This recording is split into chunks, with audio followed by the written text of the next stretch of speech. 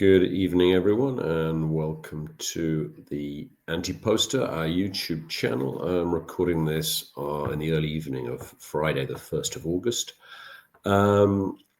Looking at tomorrow night's Grade 1 Whitney Stakes from Saratoga Racecourse, upstate New York. As those of you who follow us will know by now, we build up quite a portfolio of bets with regard to the Breeders' Cup in early November, which brings together some of the top European horses and Japanese horses with the Americans stateside this year at Del Mar, California. And there's dirt and turf, and we follow the dirt side as well. And this is the first really big race of the year for the older horses over the Breeders' Cup Classic kind of distances, furlong shorter, but it brings together, tomorrow night's edition brings together the last two winners of the Breeders' Cup Classic and some other really good horses. It's a really, really good Group 1 race. So if you're around at 10:41 UK time, Saturday evening, and you've got time on your hands, I do suggest you check in, because this will be hugely informative. Going forward, Breeders' Cup just 3 months away. You'll notice again, I'm doing this solo without James and tomorrow I'll cover the Prix Rothschild in France, which looks a very interesting race on Sunday.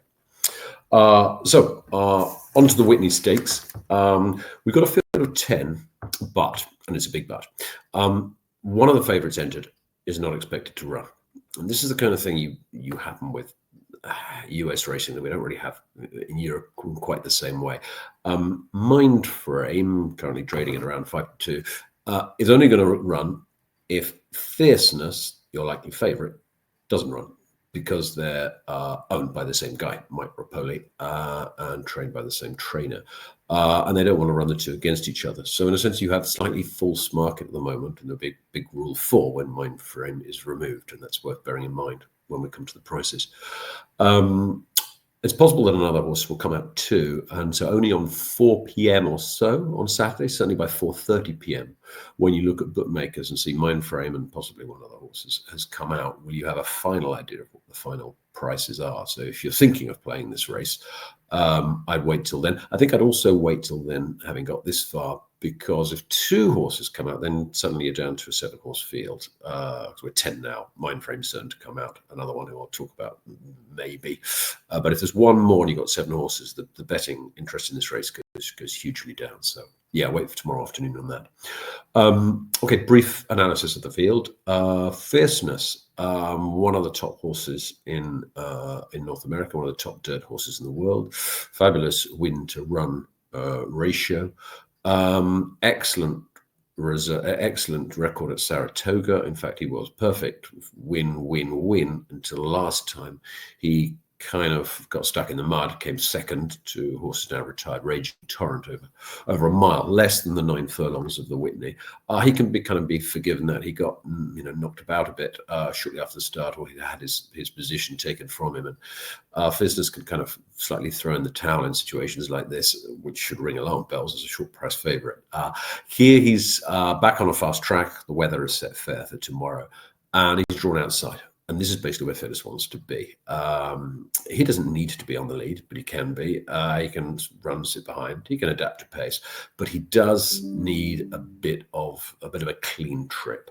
So, in a sense, being therefore right on the outside, stall 9 of 10 with a slow starting horse in stall 10 really works for him. So, what's not to like? The answer to that question is, there's a lot of other speed in this race. So I can think of 5 horses coming from positions 2, 4, 7, 8, and 9 who are going to go and be up with the pace. So 2, 4, 7, 8, sorry, he's in 9.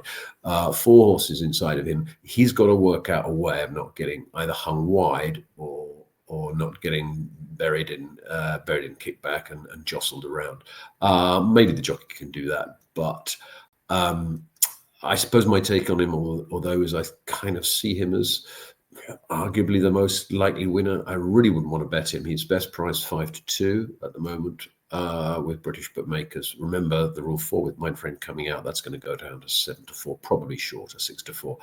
That is too short for a horse who has brilliant wins on his CV, but some bad misses.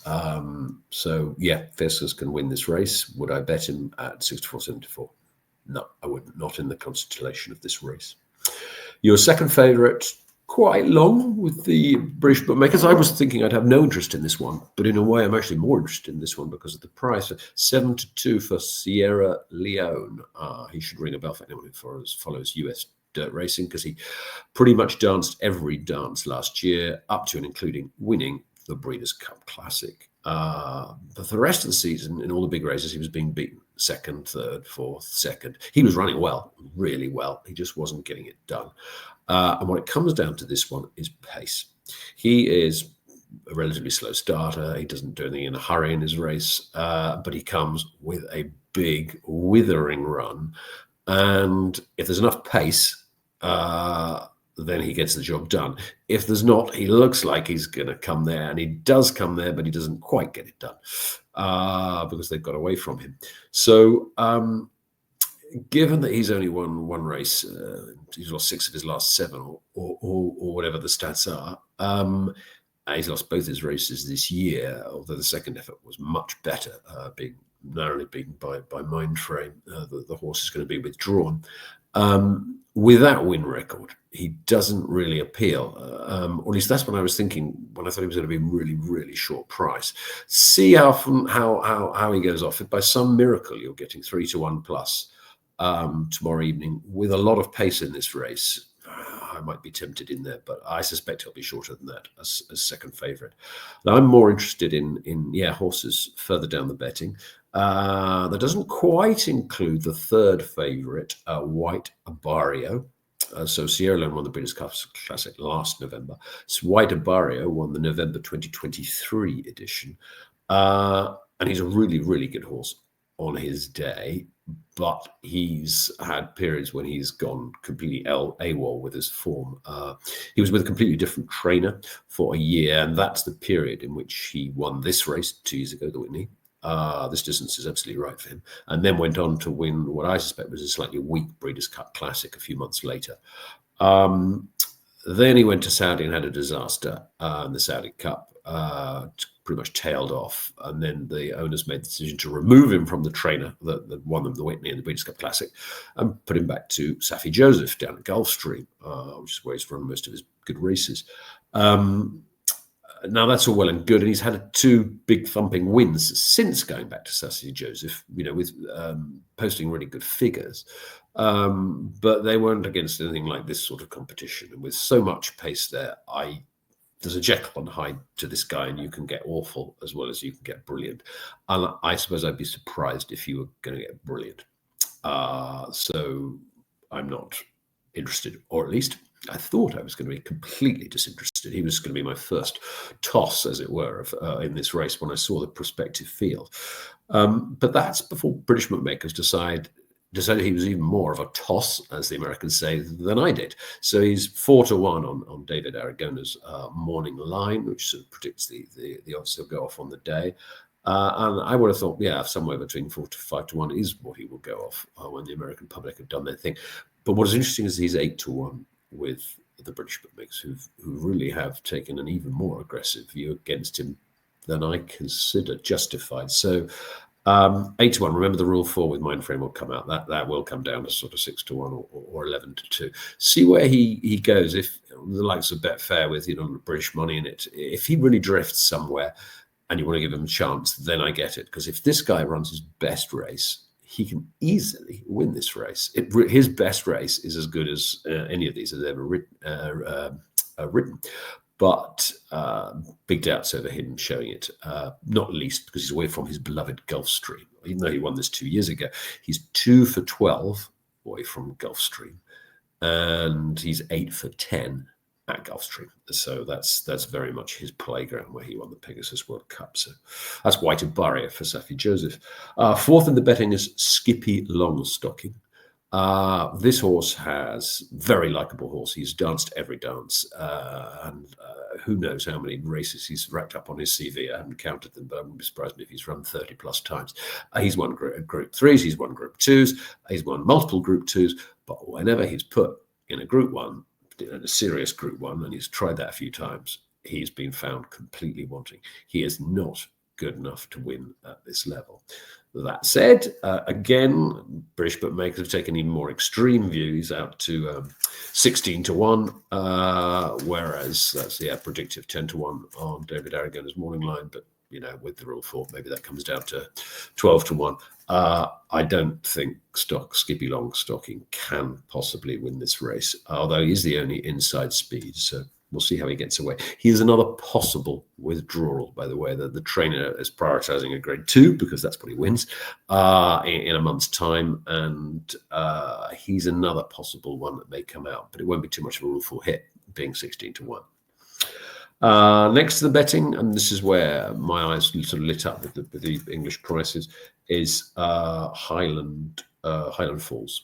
If you follow us on the website, we put up an article a couple of days ago, putting up 2 outsiders for this race each way. One was this horse, Highland Falls, at 14 to 1, even though we accept that that'll be kind of 11 to 1 or slightly lower with the rule 4. Why? He's only got one race on his CV that can seem seriously competitive on this, but it was here. He was very likely raced as a 3-year-old, and as a 4-year-old from relatively humble sort of race beginnings, moved his way up the ranks into a grade 1 here, the Kentucky, the Jockey Club Gold Cup. Ignore the word Kentucky. Jockey Club Gold Cup, normally run at Belmont, but that track is being rebuilt, so it was at Saratoga last year. And he didn't just win it; he easily won it. Good time, got a very good figure for that. Quite eye-catching. But then went out to the Breeders' Cup Classic where he flopped too much. The other side of the country, different track, different day. Had 6 months off. He's come back and he's run another big figure in a prep race, and it was a nothing race. It was a low-level race just to get him ready for this. But it was again really eye-catching. It's the second best race he's run on the figures. Now he could take a step forward again back at Saratoga. I think Highland Falls can run a really big race, and I can see some of the horses in this race just sort of blowing out with all the pace that's signed on, and I can see him getting a piece of it. And I felt that was a pretty reasonable each way bet. That's Highland Falls. That was recommended 14s.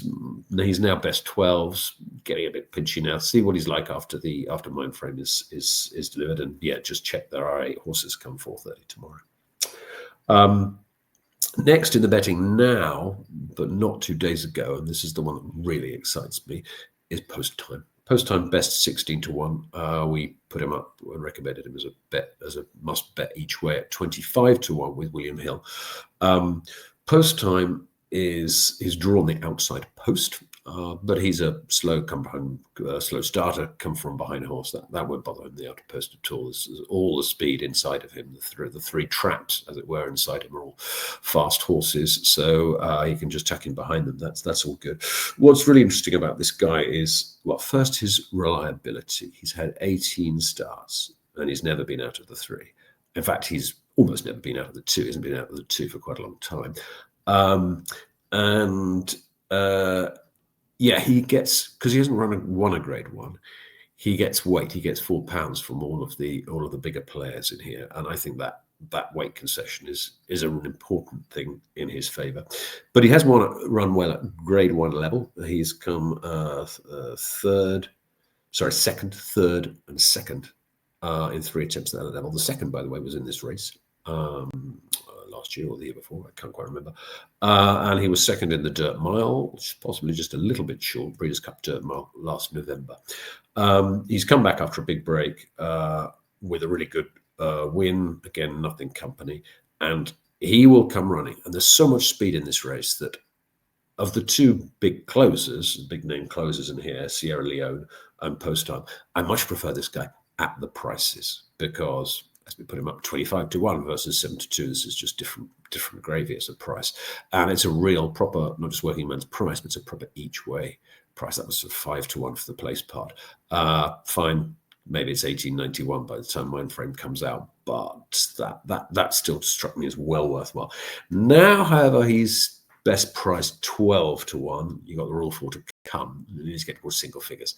I'm not sure I'd pick him now, but it's quite possible that one or more bookmakers tomorrow will sort of push some of these other horses out as the money comes for the big two, Fierceness and Sierra Leone in particular. So yeah, post time from the outside post, really interesting. 3 more horses we can dispense with pretty quickly. Disarm looked like he was going to be a top class 3-year-old, and indeed he did come second in the Belmont Stakes 2 seasons ago. And then he had best part of 3/4 of a year off the track. He's come back and he simply hasn't been the same horse since. Sorry, I just said earlier second in Belmont. I think I meant he was second in a week Travers behind Arcangelo. Sorry, apologies for that. Anyway, back to the point that he has not been the same since he's come back. He hasn't run anything significant. He does, having never won a grade, but he does get weight like post time, but I much prefer post time. And he's 22 to 1, 16 to 1 after the rule 4, whatever it is. But yeah, no interest. The other two are only of interest insofar as they will contribute to a fast pace. Contrary Thinking has been entered by Chad Brown, who's also the trainer of Sierra Leone. Sierra Leone being a better horse, the faster pace he gets. They've obviously thought, right, we're just going to chuck in another one, and we're going to add fuel to the pace fire. This is what works for Sierra Leone, the amount of pace signed on in this race. It does augur well for his chances, but it also augurs well for post time, of course, the other big closer. So, Contrary Thinking, Chad Brown has said, there's something about on his own merits as well. He's going to lead, and let's see how far he can take them. Well, I don't know if he will lead, but and I don't believe from one moment that Connections believe that he's got a chance, because there's nothing on the figures that suggest he can be competitive in this. But yeah, adds fuel to the pace fire. And the other one is another horse, and I don't actually know what he's doing here because he's not a rabbit, as it were, as the Americans call it, a pacemaker for any other horse in here. He is running on his own merits, but the trouble is he hasn't really got anything in the way of merits in terms of form that gives him a cat's chance in hell of winning this race. That said, I'm recording this at the end of a Goodwood week in which we've had 150 to 1 pacemaker win the Sussex Stakes. I was there, and it was like someone had punctured a balloon. The atmosphere went out of that place, and people were scurrying around to work out whether it was just a question of getting the caps mixed up with Quirat and Sussex and Gold. But it wasn't, because Field Golds are grey. Anyway, I digress. Could one of these pacemakers win this race? It's happened this week at 150 to 1, so it could happen, but those are probably the odds of it happening. And in fact, even then, they just cannot run fast enough. They cannot get away from the other fast horses in this race. So the answer is no. Summary of where we are.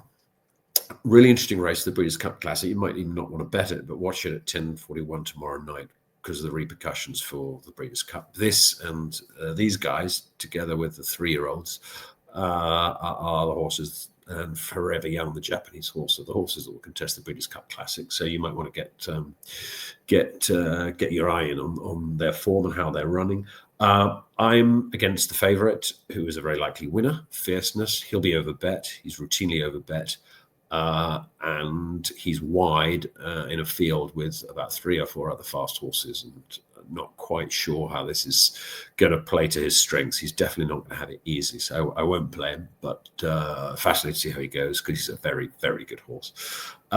Sierra Leone, see where that price goes. He's got the pace in the race, but he's been beaten in his 2 races this year. He's been beaten 6 in his last 7. Do you want to take him therefore at 3 to 1, 11 to 4, or 5 to, probably more like 5 to 2 after the Mind Frame Rule 4?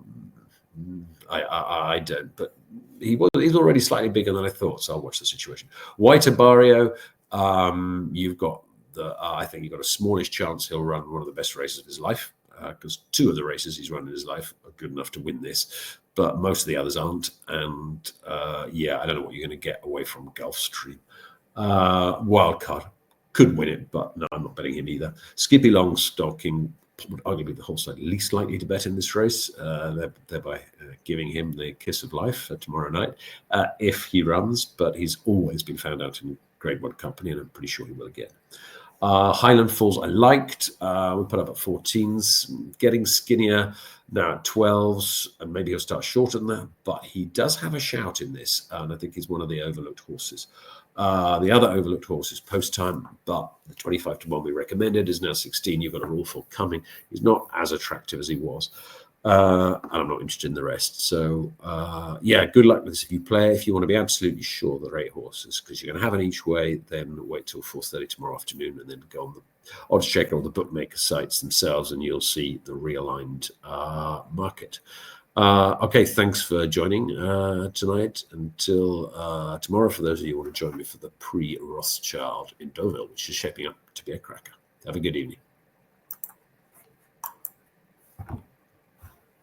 If I can end the video, which I never can.